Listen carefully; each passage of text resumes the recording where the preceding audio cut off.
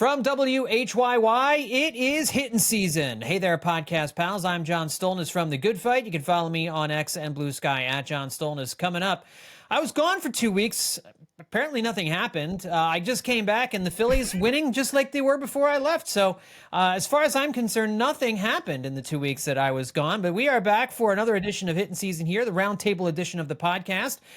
This actually, I believe, is kind of the 10th anniversary show. We're not doing anything special for it, but it really was 10 years ago this week that the very first one of these podcasts aired. It was called TGP Radio at the time. And I remember the first podcast was about the White Towel game in Baltimore, which celebrated its 10th anniversary this week. So a little nostalgia there for anyone who's been War here of the Worlds broadcast, if I remember correctly. An auspicious start.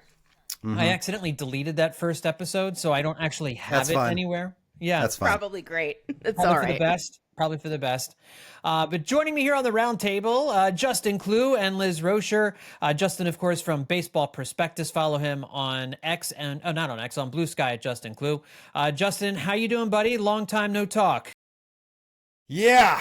Well, I honestly forget that that's the mark for the anniversary of the show. I remember watching that game happen and like thinking, oh, I'm gonna write about this. Like I'm gonna wait, not even like I'm gonna write about this for the website tomorrow. Like I will be writing about this as like a moment in Phillies history. This is a serious, and I can't believe that is the milestone by which we measure the age of this show. But it also goes to tell you that, you know, today Joe Ettinger at the Good Fight had a piece about it being the 10-year anniversary of the White Towel game this year, and he cited the thing that I wrote, which I wrote like 1,000 days after the white flag game, as another milestone moment. So now there are multiple posts on that website about that game that unfathomably was 10 years ago. You know, generations are all taking their crack at that game. It's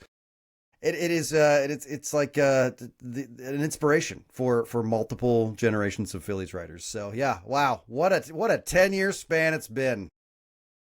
Yeah, Liz Roscher from Sabres Baseball Research Journal. Follow her on X and Blue Sky at Liz Roscher. Liz, where were you when Ryne Sandberg essentially lost his job and Chase Utley screamed it? Was it Bob McClure with the pitching coach at the time? It was, of course, Bob McClure. And Ryne Sandberg also quit a week later. This was that's very right. close to that. Like, that's crazy that all this happened so close together. But yeah, very historic time for the Phillies. I mean, I think a lot about how things have changed, how much things have changed, how quickly they've changed, how some things just never change. I was presumably, this was 2015, I was still living in Connecticut. I know I watched the game, but a week later, when Ryne Sandberg lost his job, I was in Chicago for the yearly Sabre convention. It was White Sox based, and me and my now husband and Michael Clare, who works for MLB.com, were on the L, and coming back from what we had been told was a historic Chicago restaurant, a place where everyone loves to go and watch the game. So of course we went on a day when there was no game. We were fed undercooked pork chops. That's not something you want rare, by the way. Nope. You do not want to. You do not want rare. I like my pork chops a little pink on the inside. If you could handle that, no. Yep. But we were on the L on the way back from that incredibly unsatisfying meal. When I looked at my phone and saw that Ryne Sandberg had quit his job, not been fired, just left. Yeah. He just sort of left. He walked away, and everyone's like, "Where is he going? I don't know. Do you think he's ever coming back? Nah." I think he walked with his hands in his pockets into the haze of the parking lot and disappeared in the shadows of the streetlights. And that was the last time anyone saw Bob McClure. There is a "where are they now?" I feel like for that game to just trace like everybody involved, like Jeff Francoeur being the pitcher that Chase Utley was screaming at Bob McClure about, like just everybody. Yeah, just a lot of pieces to that game.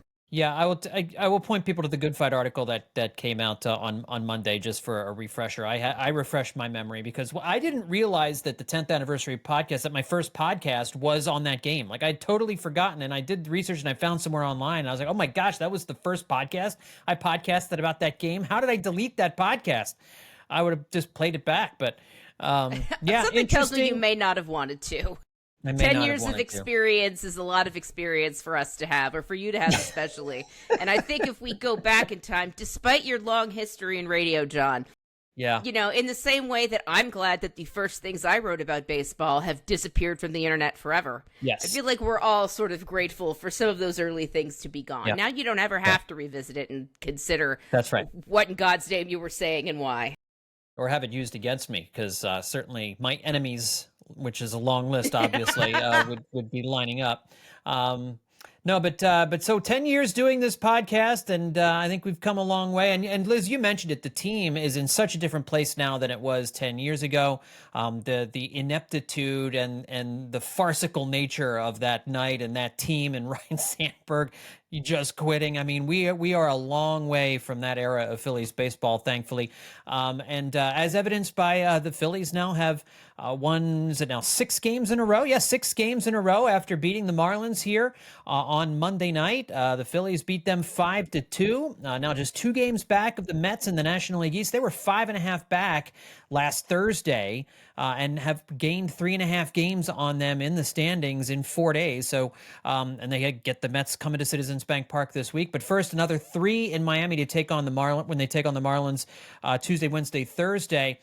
And this team's coming off a stretch in which they played awful baseball. They had lost, what was it, 9 of 10, 10 of 12. They've now won 6 of their last 7. You guys on the Friday edition of the podcast asked the question, can the Phillies win another series against a tough opponent? Referring to Toronto, the answer was yes, they could, and then some.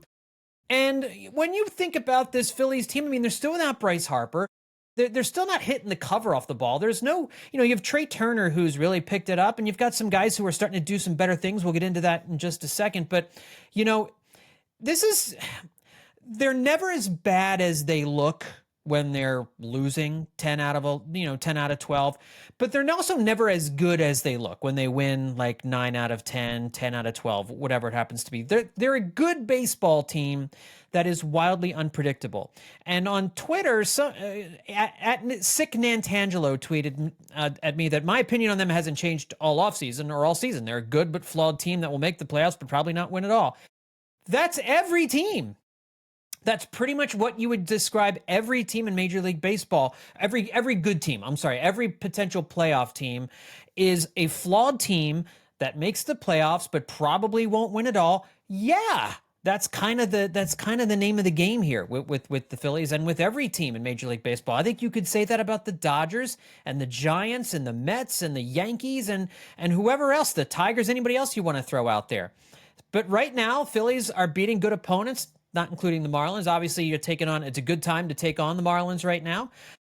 And so, Justin, your thoughts on this recent winning streak and trying to match up, like, how do they go from losing 10 out of 12 to now all of a sudden winning 6 out of 7? It just, this team is crackers. Well, there's flipping the switch stuff, like Jesus Luzardo, kind of figuring out what was going wrong there. And then there's other stuff that's just kind of like riding the ebb and flow of baseball. This team wasn't going to keep losing 10 of 12 for the rest of the season. It just feels like that when they're in the middle of a stretch like that. You mentioned Friday before the Blue Jays series. I mean, that was a more formidable series than the Cubs series because the Blue Jays were coming in hotter than anybody. I did not see the Phillies sweeping that series. I thought maybe they'd be able to ride a little bit of that momentum to winning 2 out of 3. I thought they'd definitely have Bowden Francis's number because they lit him up before, and he's not a very good pitcher.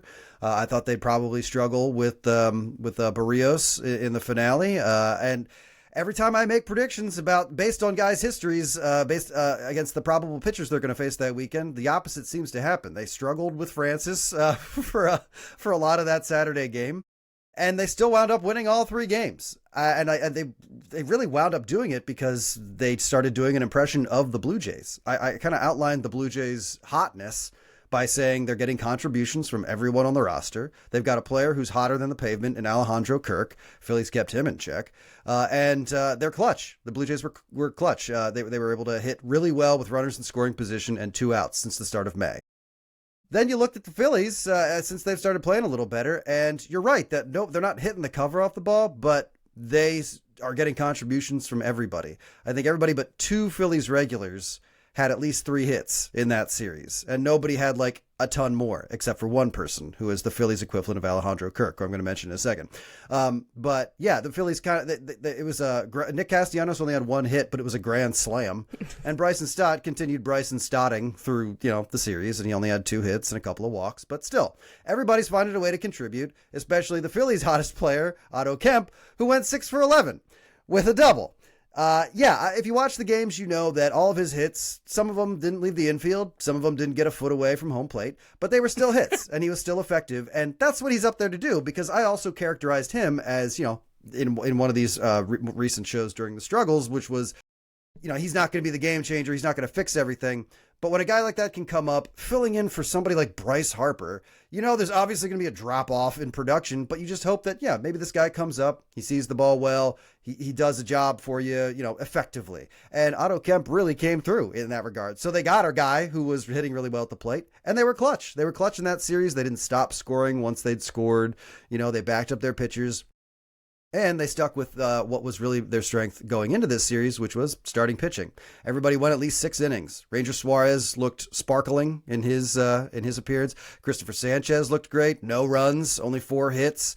He just used a changeup and a sinker, and he made short work of the Blue Jays batting order. And Zach Wheeler in the finale, gave you 6 innings of 1-run ball. I mean, you can make a lot of low-scoring games stand up, but the Phillies didn't force them to do that. So one more thing I'll add. Of the 7 relievers the Phillies used over the weekend, only 1 allowed a single run.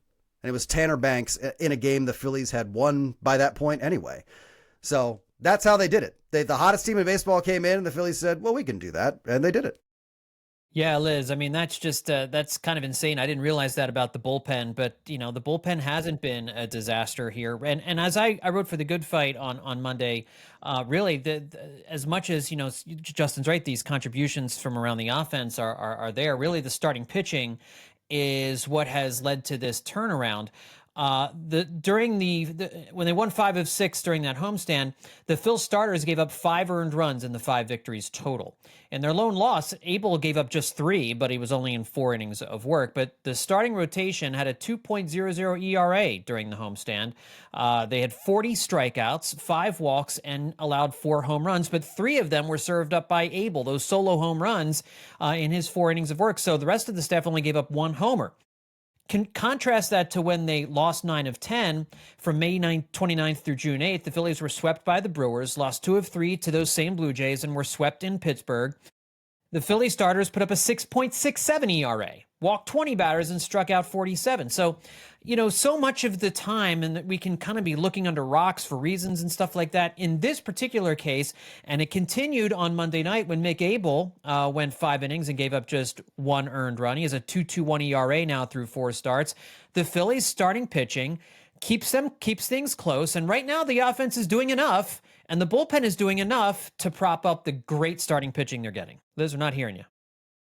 Sorry about that. I'm muted, so I had, for coughing reasons, and completely forgot to press the button. The starting pitching has been hugely important to this team. Like, if that's not working, nothing is working.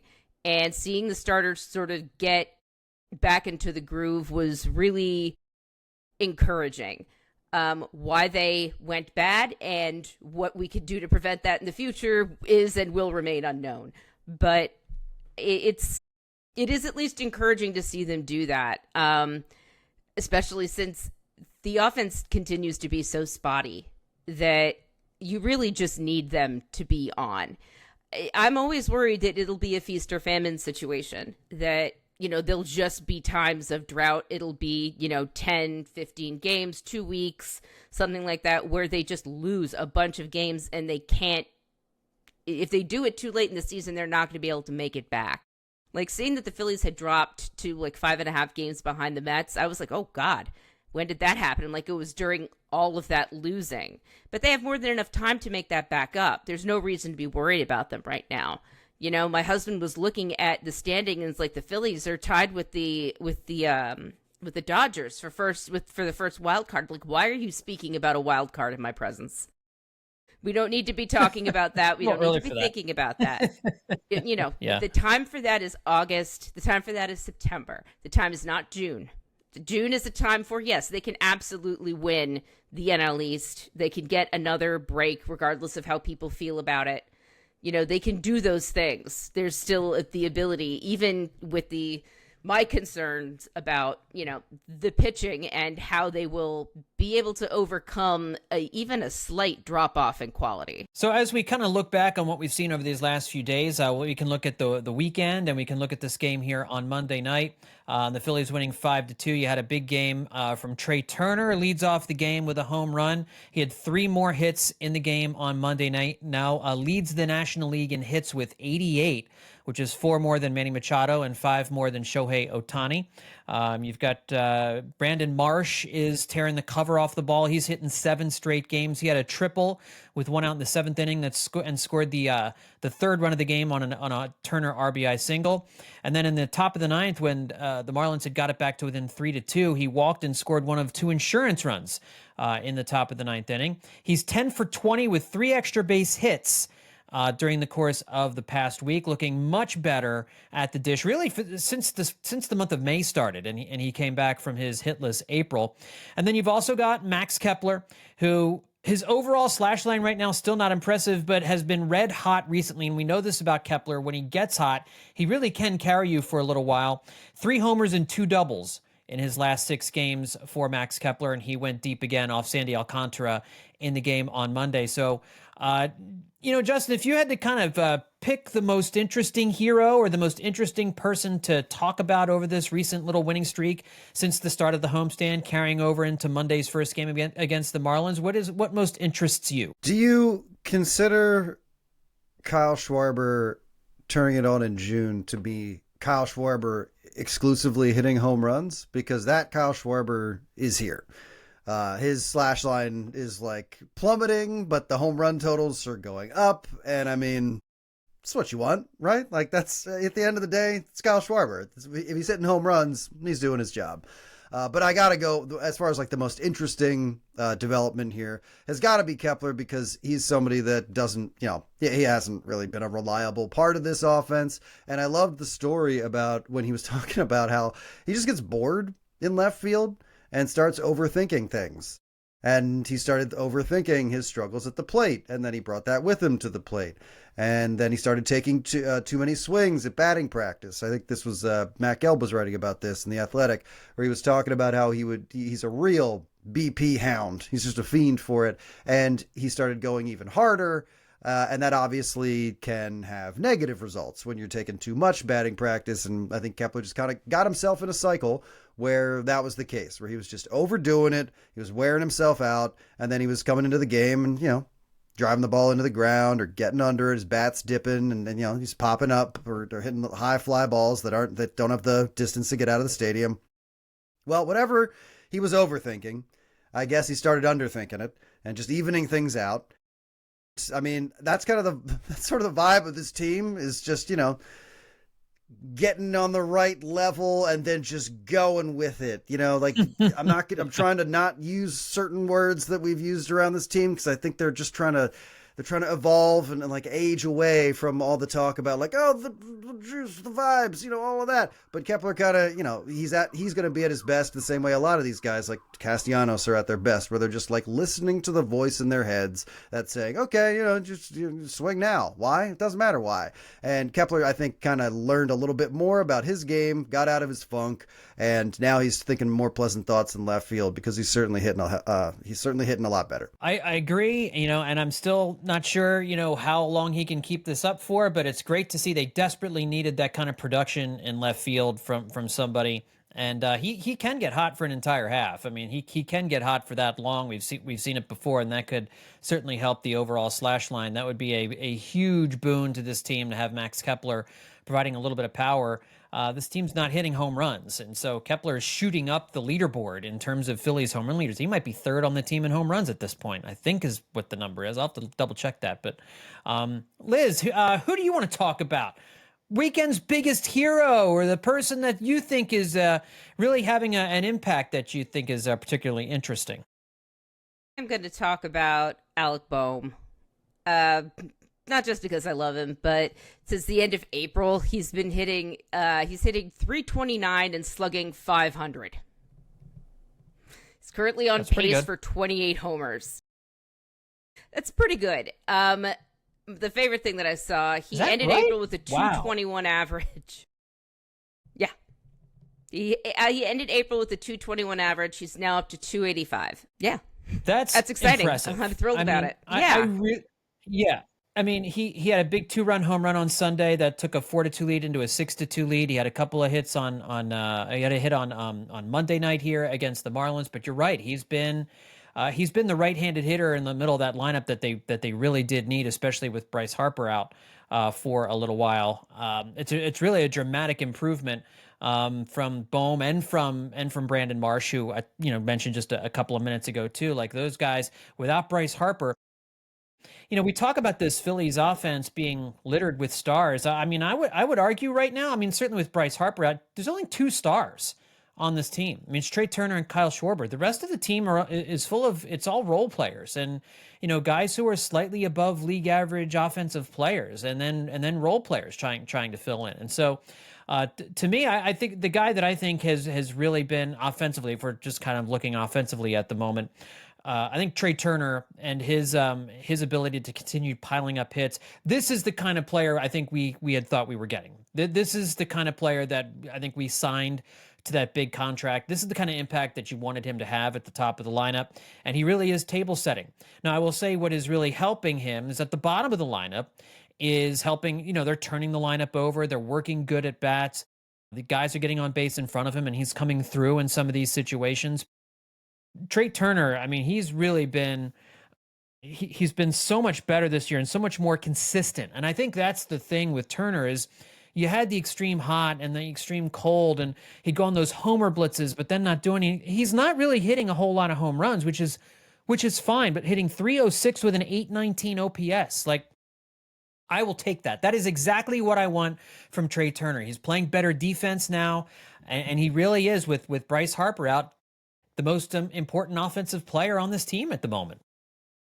Yeah, and when you hear statements like, we just have to play better when it comes to all the defensive issues that it looked like this team had, you just, more so than an offensive series of struggles, you just find yourself thinking like, part of what your problem is that you're simply more advanced in age than perhaps you were before, and you have slowed down a bit, and maybe you're just not getting to balls that you were before, not because you are aging out of the game, but because you're aging out of perhaps being an elite level fielder. But yeah, he really did circle back around, and he's made some absolutely staggering plays. That stop, well, there was that game he made like 3 terrific plays, but the first one was that sliding stop, and that throw to get the runner at first was absolutely astounding. But just to circle back, you mentioned role players, and that's largely what we're seeing from this offense right now. I do want to just say more about Otto Kemp because, frankly, he deserves it. Guy like that, again, you can't say enough about a guy who can come up in a situation like that and produce no matter how he's doing it. In 8 games in the majors, Kemp had a 1-hit game, 2-hit game, a 3-hit game, and a 4-hit game. 7 Phillies have played in 8 games since Otto Kemp was promoted on June 7th. Of all of them, Kemp has the highest batting average with 345 and the second most hits with 10. I think Turner had 11. Is he hitting exactly the kind of hits that forecast regression? Of course he sometimes is, but only sometimes. And he's hitting line drives in 35% of his batted balls, which is also the highest among Phillies regulars since his debut. But I am here to tell you that does not matter. Because, you're not really blowing people's minds for not projecting Otto Kemp as a Hall of Famer. What matters is that what he can do for the Phillies now is that they can just ride his hot streak no matter how it comes to fruition, whether the ball's trickling in front of the plate or going up the middle. Until Harper's back, this works. This works for the Phillies, whether it's the start of a legend or as fading as a dream. Otto Kemp is really doing exactly what the Phillies needed him to do in the absence of Bryce Harper. Yeah, I mean, I don't think Otto Kemp is going to be a star in the league. I mean, but he's been on fire ever since the Arizona Fall League. Like, he hasn't stopped Yeah. hitting since the Arizona Fall League, which is really funny. I mean, I think they need to learn him some outfield, because once Bryce Harper comes back, there is the question of what do you do with Otto Kemp? You're not making room for Otto Kemp. Like, Bryce Harper's going to play wherever he wants to play, but I would certainly be looking at making Otto Kemp a part of the Max Kepler platoon situation in left field if he can hack it. Because I do like what Rob Thompson says about him. He knows how to play. Like, and I don't think, like, Liz, the kind of spark that he's provided the team, I don't know that it's, like, he's such a dynamic player and that has sparked the team. But I think sometimes when you bring a young guy up who hasn't played before in the majors, and he gives you some production, it does provide a jolt of energy to the team. And I think one of the things we kept hearing about this team when they were losing all those different, losing 10 of 12, 9 of 11, 9 of 10, whatever it was that they looked dead. They looked, they were just kind of going through the motions. It's the same group of players doing the same thing. How do you get yourself up for these different series? And here comes Otto Kemp, and I don't think it's a coincidence he comes up and the team starts to play a little bit better. Maybe there's a little spark there that comes from a new guy coming up and experiencing the majors. And it's kind of one of the reasons why I had suggested, well, why not Justin Crawford? Or why not bring these guys up, to kind of just inject a little youth, a little energy into the team. And maybe that's part of what Otto's doing too.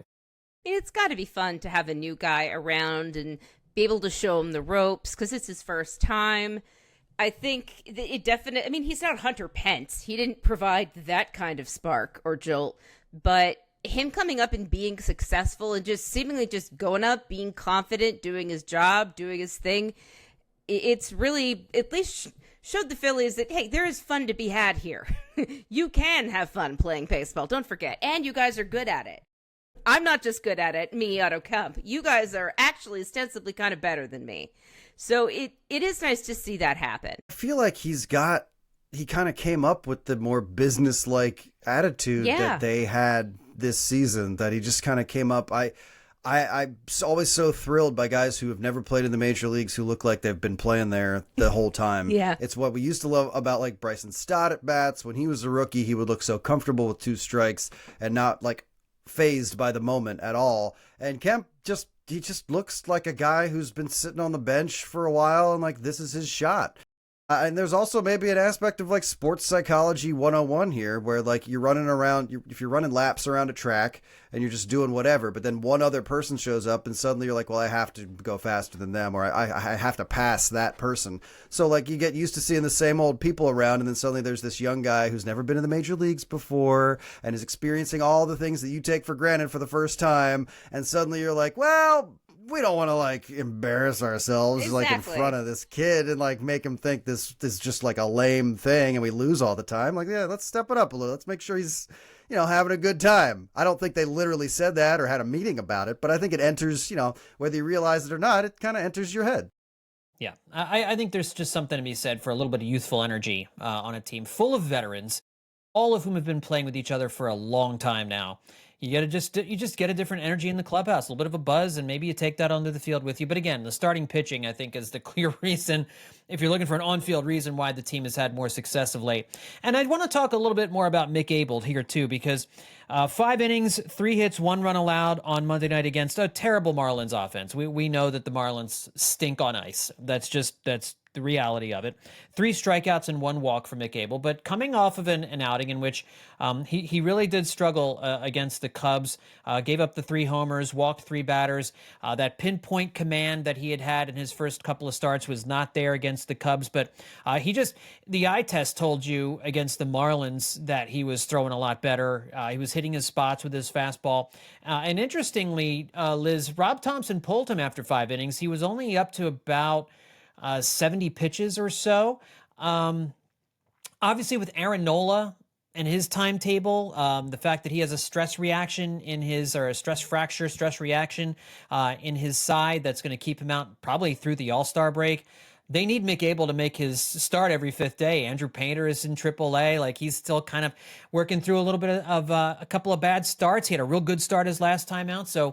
But Andrew Painter, they want to get him a little bit more seasoned to AAA. Mick Abel's going to be starting every 5th day.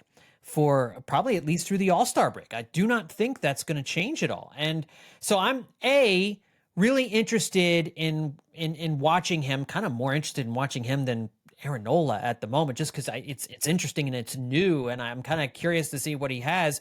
But I wonder what you think his future here is. I mean, it's going to depend on what Aaron Nola looks like when he gets back and when he comes back. But do you get the sense that Mick Abel is what we're seeing from him as a guy who's going to be a part of this rotation, or is he kind of essentially building up trade value for himself more as a piece to move for something else the Phillies might need? That's a tough decision. That's a tough question to answer because it really depends on how some of their other pitchers shake out.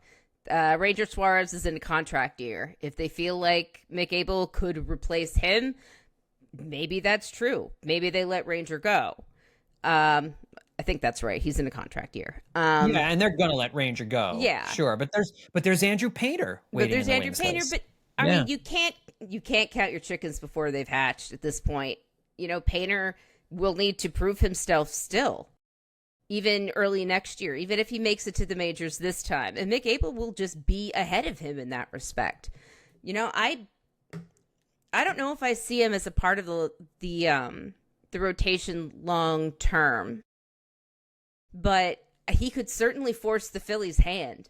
I think they're saving, removing him after 90 pitches. I'm trying to look and see the most innings he's ever pitched. And hey, it was in 2023 and it was 113 and a third innings. That is not a lot for a starting pitcher. They're going to need to start every fifth day, especially if Aaron Nola comes back and ends up having more troubles or it has another setback, which at this point, anything is possible. They at least want to make him last until the end of the season. And so they're being a bit conservative with him now. But, when they give him the chance to go longer, like really showing the Phillies, like, no, I can do this. I believe in myself. And either way, it's going to work out for him, whether he stays with the Phillies or whether they send him somewhere else. Because if he's set himself up well with good performances, another team isn't going to want to send him to the bullpen. They're going to want to put him in their starting rotation if he can hack it. So kind of a roundabout answer, but...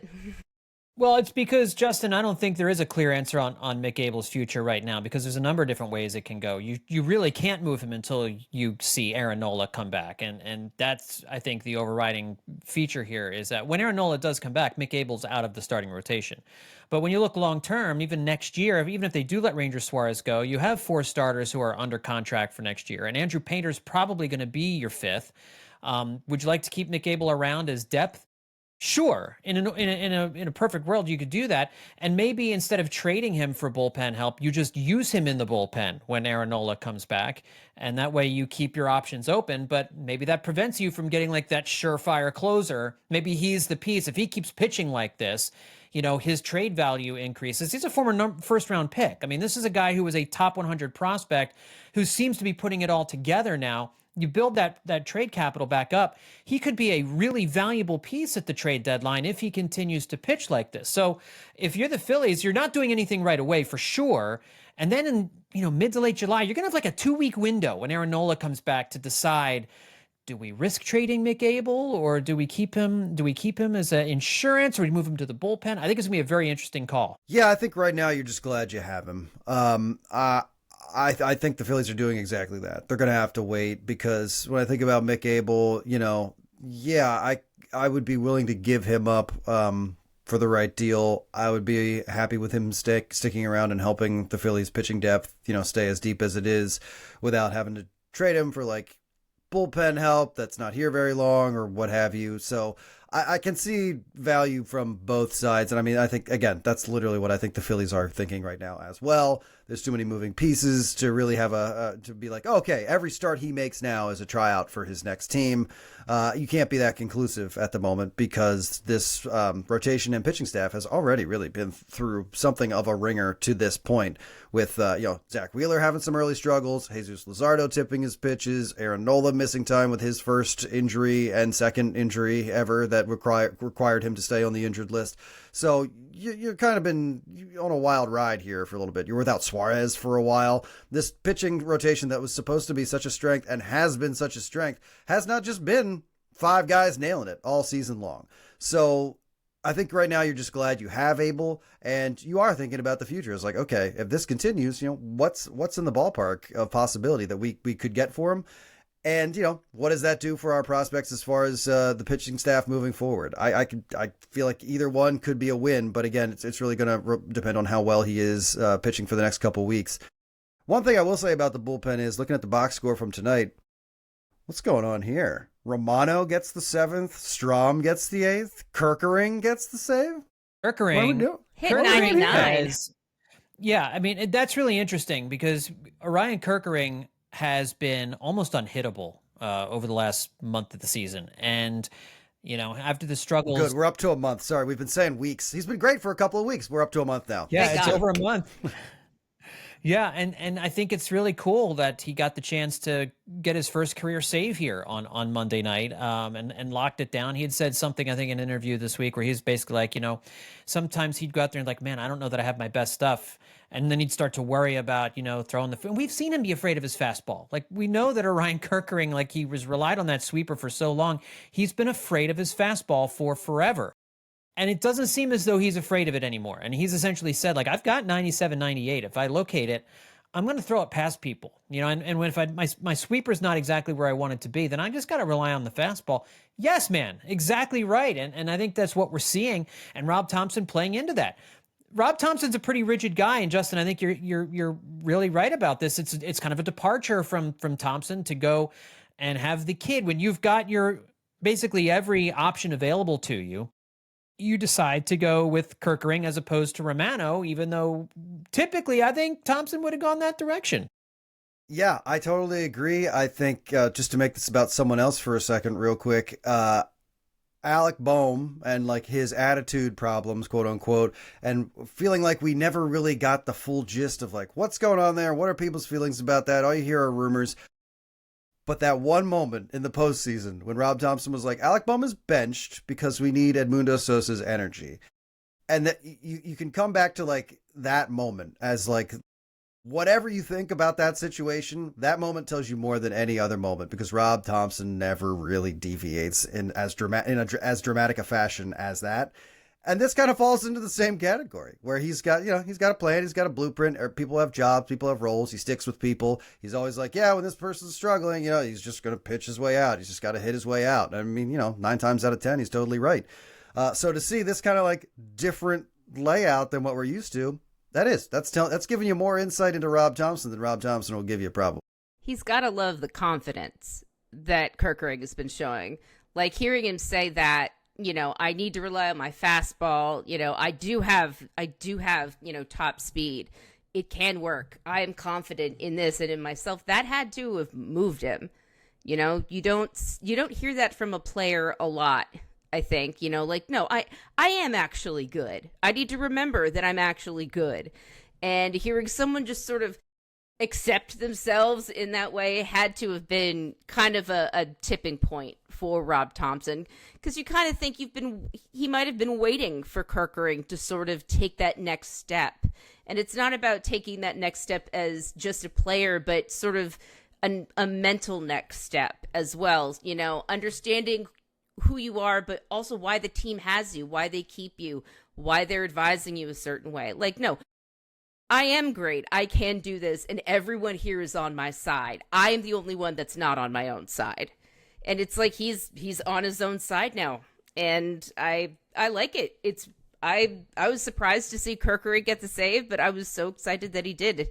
You bottle his adrenaline right now.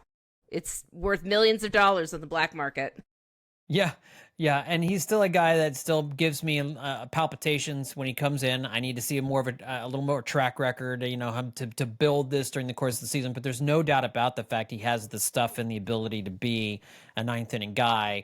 And we'll see how long of a rope he has here. We'll see how long of a run Rob Thompson gives him, because Rob Thompson is clearly looking for answers in the bullpen. Again, it hasn't been as bad, I think, as many had feared when Jose Alvarado went down that it would be. There haven't been a ton of like crushing blown late great leads by this team, by this bullpen, which has been good. Taijuan Walker came in tonight, was very effective against the Marlins as well. But again, against the Marlins team, that's not a very good hitting team.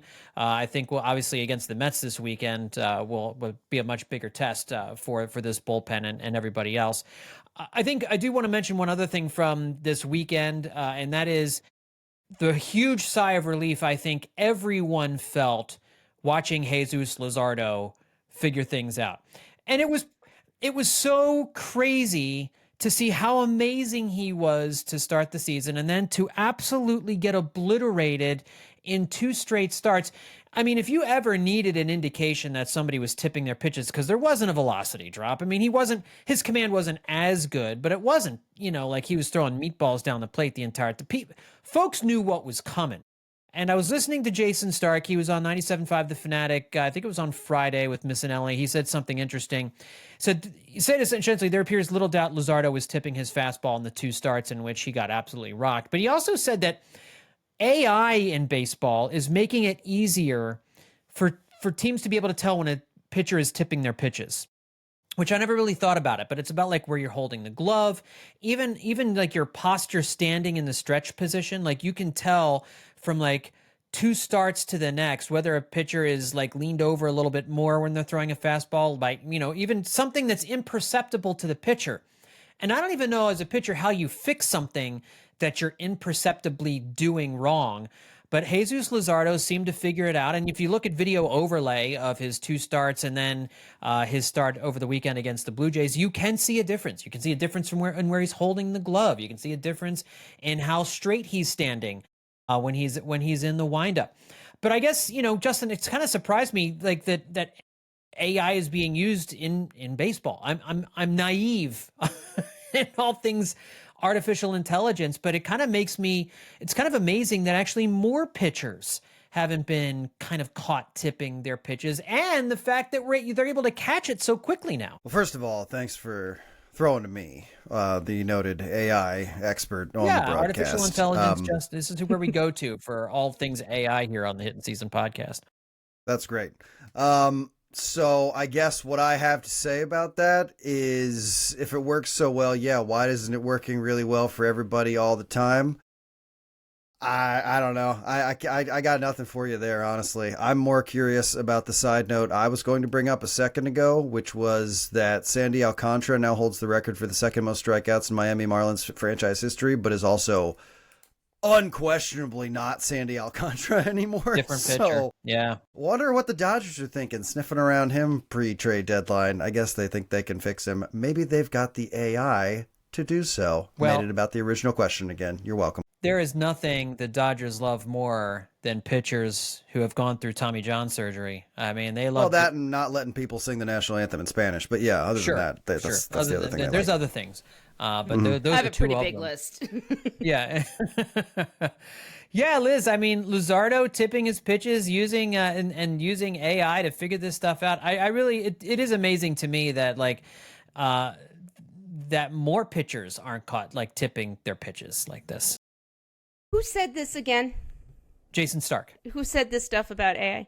Jason Stark was it was Jason Stark, not Mike Missinelli.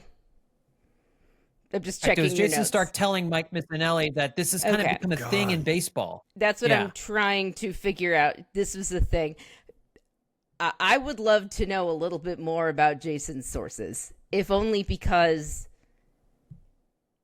I don't believe AI has worked in that specific. I don't believe AI works in that specific way. Maybe it does. Baseball has a lot of technology they don't let people know, but AI has not actually proven to be very helpful in a number of real life use cases. I would doubt that AI spotted this, because if we can see the changes in how he was holding his glove and whatever between then and now, that means the Phillies could also see them and probably looked into this. I don't believe they needed AI to do this. I have a huge well of doubt when anyone says AI is changing baseball. I'm like, tell me how beyond the endless Google Cloud commercials that we see. No one will tell me how. I'm not going to believe it. I'm just not. I am an AI skeptic. I think it's a terrible idea, and they didn't need AI to do this.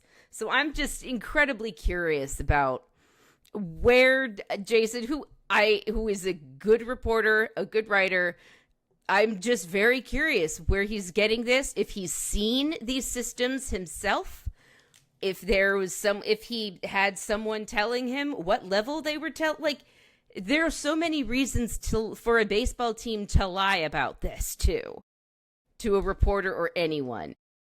So I just have, it's a huge amount of doubt, especially since was he tipping his pitches is one of the first 3 questions that the Phillies would ask themselves in trying to figure out why he got, the absolute crap kicked out of him for 2 starts. Was he tipping his pitches? Did they know what was coming? The answer would be, my gosh, we need to check this immediately. And they would go to the video and look themselves at using their eyes. Yeah, I wonder if AI helps to suss it out faster, like to be able to see things quicker. I don't know.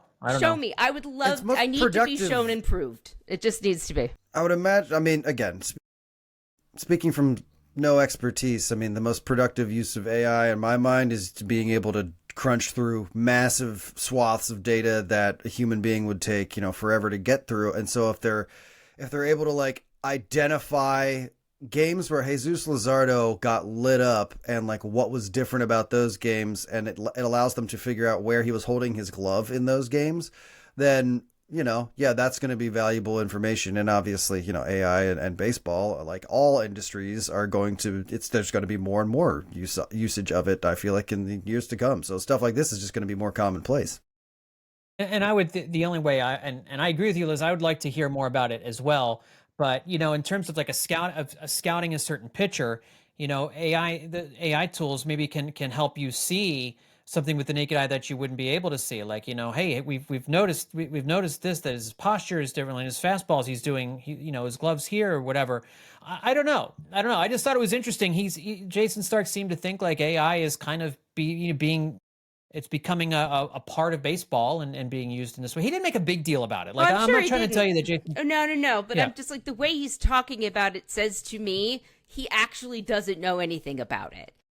Because, and this is true of all of us, we've never seen a program like this. No one has ever spoken in the world about a program like this. There's been no examples of a program that can do this. It's possible that Major League Baseball has it, but in this specific case with Luzardo, to identify the games where he was getting obliterated, you have to look back 2 weeks and pick those 2 games and look at and compare his pitch from there and his first start of the season or his second start of the season or his third start. Those are things that baseball teams have been doing for years. And so the thought to me that they're employing AI to do that is beyond me, because baseball has built tools that will pull video clips and you can see them on the screen and compare them. They've got people specifically who do this. Faster? Wouldn't an AI tool help? You're right. It's not creating a new system, but wouldn't AI help them to be able to do it faster? I think. Could they have done this faster? I'm not sure. After his first start, the first start where he got obliterated, it was everyone said it's just one start. We have no idea what's going on. After the second start, then they would have a reason to even look. You have to tell an AI what to do. You can't just say, look at all this stuff and tell me some info. You have to actually tell it what to do. Right, but I think what you can do is you can say, you seem to be taking this more from the Phillies using AI to figure out if he was tipping. I'm talking about teams using AI as part of their scouting reports on pitchers to suss out, potential tipping. And that's what I'm not sure about. I don't know if there is software out there that can do that, but that seems to me something it's a much wider thing that you're trying to figure out. Take a look at all Phillies pitchers and take a look at their positions when they're throwing a fastball, and now take a look at what their hand positions are when they throw a breaking ball and that kind of stuff, and being able to kind of catalog all that information, which is not, instead of just looking at 2 starts, you're looking at a season's worth of starts and all the different pitches, and then asking a computer to analyze that. It's certainly possible. I mean, I can't say it's not, but it hasn't necessarily been proven that AI can reliably do that stuff without making things up. That's kind of the thing. Not only do you have to be specific and tell it what to do. You could be 100% right. Then you could be 100% right. It's entirely possible. I'm just very passionate about this because people love to say, AI can do this. There's yet no proof that it can, but people then take that as gospel. I'm just encouraging a healthy to borderline unhealthy amount of skepticism when it comes to people talking about AI can do this in baseball, because the more we talk about that, the more likely it becomes the teams are just going to start getting rid of people. They're going to use it as an excuse to cut down their labor force in front offices, which I think would be a bad move for everyone because humans still do incredibly important work. Well, let's talk about... Okay, Justin, you're muted.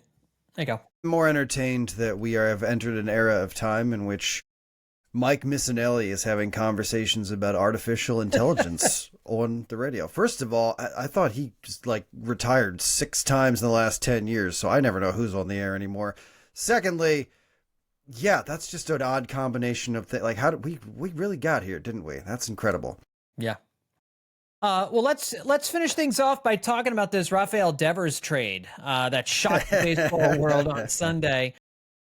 For those of you who aren't Red Sox fans and you're not aware of this trade, you're just kind of living in the Phillies bubble. The San Francisco Giants, who the Phillies are fighting for a National League playoff spot probably throughout the course of the season, acquired one of the best hitters in all of baseball, Rafael Devers, from the Red Sox in exchange for Kyle Harrison, right-handed pitcher Jordan Hicks, and a couple of prospects, outfielder James Tibbs, and a minor league pitcher named Jose Bello. Devers has been on fire for the Red Sox, or had been on fire. 272 batting average, 401 on base, 504 slugging percentage for him. Hit his 15th home run on Sunday in Boston's win against the Yankees. His on base percentage is a career high. 28 years old, signed through 2033. It's the second year of a 10-year deal that runs through his age 36 season. The Giants did not give up a whole lot. Kyle Harrison is kind of like a left-handed young pitcher he's a pitcher with some promise, but he's immediately getting sent to AAA by Boston. And Jordan Hicks they tried making him a starter. It looks like he's only a reliever. This prospect they got is kind of middling. The Braves, Padres, and Blue Jays apparently acquired about Devers' availability, but weren't as motivated as the Giants.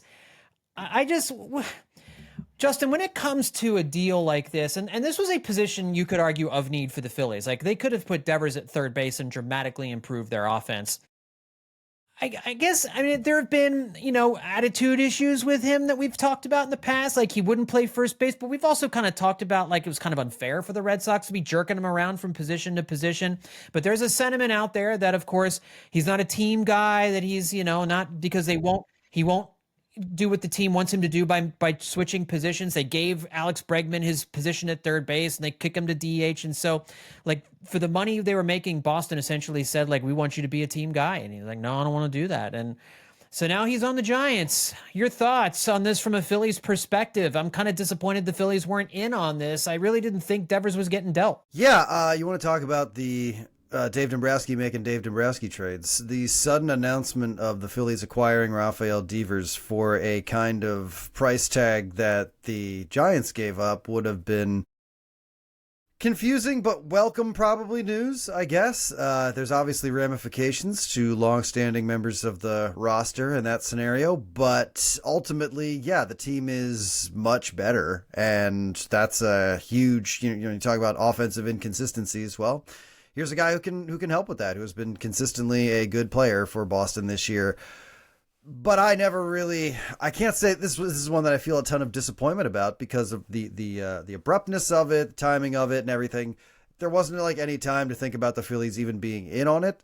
So I can't say that I felt like that this even was something that the Phillies were touching except later, hopefully when things are getting tighter going into the postseason, the Giants having Rafael Devers is more of a factor for the Phillies. But I don't know. I thought I couldn't help but think of this more from a Red Sox perspective than a Phillies perspective.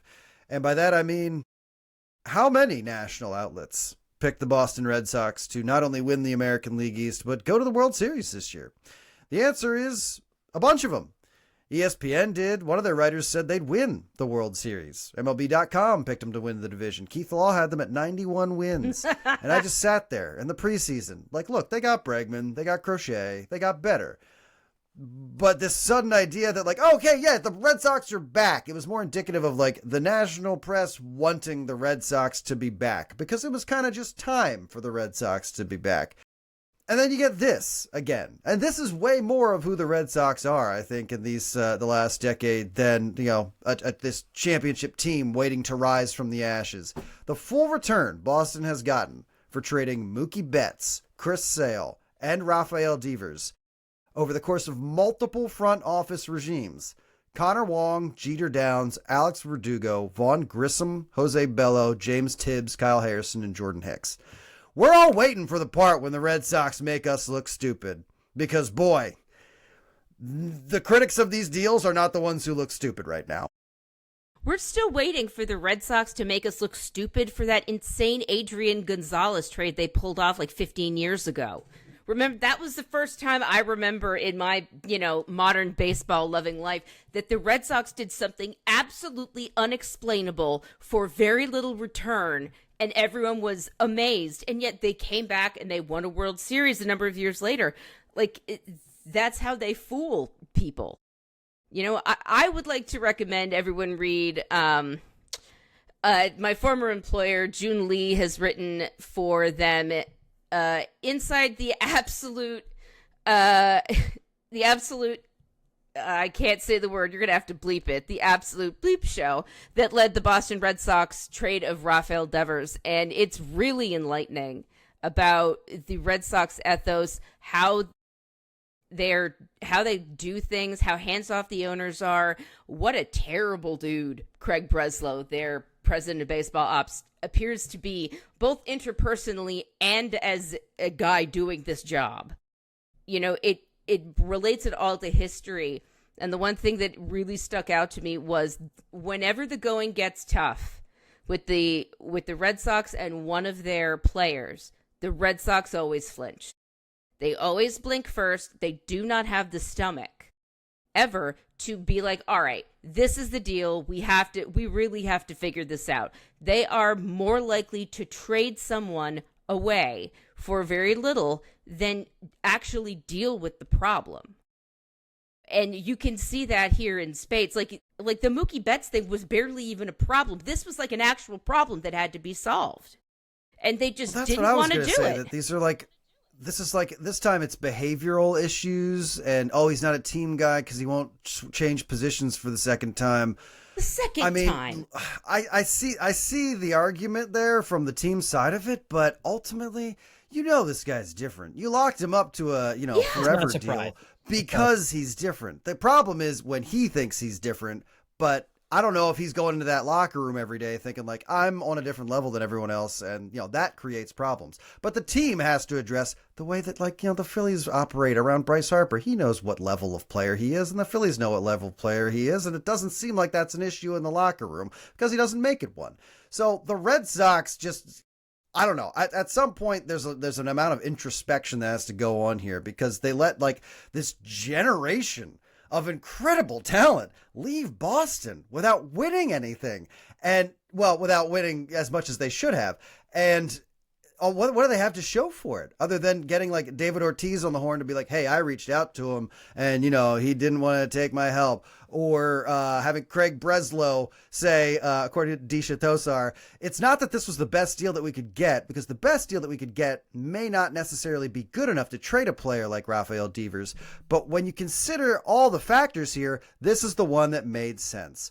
That is a quote that is trying to say two different things and doesn't make any sense. My brain and then throw hurts. in the guys on the Boston beat who are just in the Red Sox circle, and they're just like, oh yeah, he was the Red Sox wanted to get rid of him for his behavioral issues, and they got rid of him. So this is a success. So they got those guys going for him too, beating that drum. And I don't know how you look at yourself in the mirror anymore. I mean, I guess you're telling what's the term that all these guys have that they're bringing? Well, future value or whatever. I guess that's making you happy because you're not making anybody else happy with these deals. And I mean, are we not thinking the Red Sox season that's pretty much it, right? Like, this team can't be considered a World Series contender in 2025 anymore. They've been bringing up a lot of really, really good prospects, and I know one of the arguments was like they want to find places for these guys to play, and now without Devers on there, some of these other guys, they'll have room to play, and if these guys are as good as their prospect status indicates right away, they could be a playoff team. But I mean, no, they made themselves worse by trading away Rafael Devers, and there's no way to look at that. And because they did it like on June 15th, which is a full month and a half before the trade deadline, I just, was it so bad in the clubhouse with Rafael Devers that like their feet were on fire to do it now and take a deal that was substandard? And that's what it seems like. It almost feels like the Cliff Lee trade, the Ruben Amaro Cliff Lee trade, where they felt like they had to get rid of Cliff Lee like immediately. Because the city of Philadelphia, they couldn't let the nugget of a super rotation in 2010 stir in the minds of the fan base. So like they get Roy Halladay and they got to get Cliff Lee out the door just as quickly. So you get pennies on the dollar for what it is you could have gotten for him. That's why from like a Phillies fan perspective, how does every team not have an offer this good ready to go? Like, this seems like an offer any team in Major League Baseball could have ponied up for. And so it always amazes me when I read like, well, only 3 teams were motivated, but the Giants were most motivated to give him nothing for Rafael Devers. Like only these 4 teams were motivated to give up this level of nothing for Rafael Devers. It's because they didn't actually shop him. They didn't actually shop him anywhere. They picked a handful of teams that they thought would be able to give them what they wanted. And that was it. Like, they didn't go to other teams beyond those. Yeah. It's beyond stupid, and it doesn't seem like the Red Sox ownership group really cares too much anymore, because they're busy spending a lot of money on soccer right now overseas. They're busy spending money on soccer and a whole bunch of things that are not baseball. They do not care about baseball anymore, which is why Craig Breslow can go out there, an Ivy League graduate, and sound like he's like literally trying to suck 2 different drinks through a straw. One is hot and one is cold, and everything is coming out garbled. Like, he sounds like a moron, and yet it's just allowed to fly. Like, I feel bad. Like, I've never felt bad for Red Sox fans in my life. I do feel bad for them right now, because this just sucks. It just sucks. I, for the record, am not going that far. I've never tried to suck in a cold drink and a hot drink from 2 different straws at the same time. This is actually intriguing to me. I might have to conduct a little experiment. You know what that makes things? Lukewarm. Yes, it does. That's how you win a championship. A nice, tepid World Series championship. That's right. Lukewarm moves. That's how you do it. Well, I don't, let's wrap this thing up with some final thoughts here as we round up the roundtable podcasts. Justin, any final thoughts from you tonight? Come on out Saturday, June 21st to Jetro Lot, where WHYY and the Hittin season team will be waiting to shake your hand and maybe play around a cornhole or 2 as we await what I have not emotionally prepared for, but a weekend series with the New York Mets. This game happening in prime time. 7 o'clock. We will be out there in the afternoon. We will be giving you more details as the date approaches, but we're going to have a really good time. I'm glad we picked this game. I'm glad it's a Mets game. This is going to be intense, given how things have developed so far. It's going to be hopping at the Jetro Lot. It's going to be sold out. Fans are going to be, and we'll have New York fans down too. I would imagine for some of that to be might be a good mix of Phillies fans and Mets fans. I think we're going to try and do some different things at the tailgate this time around as well. So yeah, I'll have an update on the midweek podcast as well, and you can stay tuned to our social media accounts for more information on that coming up as well. But it's always free. It's just a free hangout, so we usually have some goodies there for everybody as well. So it should be a lot of fun on Saturday afternoon. Liz, any final thoughts from you? I've got 2 things. One is that we were going to got on the show sheet for tonight. We were going to talk a little bit about the Phillies home run numbers, which are not great, but I would like to say there's a reason for it. Saris and Evan Drellich over at The Athletic reported last week that the baseball is different yet again. There is a lot more drag. It's like equally well hit balls from this year and last year are traveling 4 feet less than last year's distance, which is pretty huge. Andrew McCutchen actually asked someone, an MLB rep, this is what he said on Twitter. I was told by a rep for MLB that the balls are indeed different this year. They stated higher seams, which produces more drag on the baseball, causing them to not travel as far as they should. When I asked why, I was told, quote, every baseball is hand sewn, so no ball is the same. He says a little bit more here, that Major League Baseball is trying to get a handle on all of this. They've owned the Rawlings factory for quite a few years now. This has been an up and down issue. I'm not entirely clear whether this is something MLB wants or doesn't. Whether they're just like, oh, it's different this year. We're just going to let the Rawlings, the Rawlings factory, where the item in the name of our game is produced. We're just going to let them do whatever. And so the seams will just be higher this year. I just wanted to push everyone towards that because it's not that the Phillies are bad at hitting home runs. It's that the ball is making it more difficult to do so.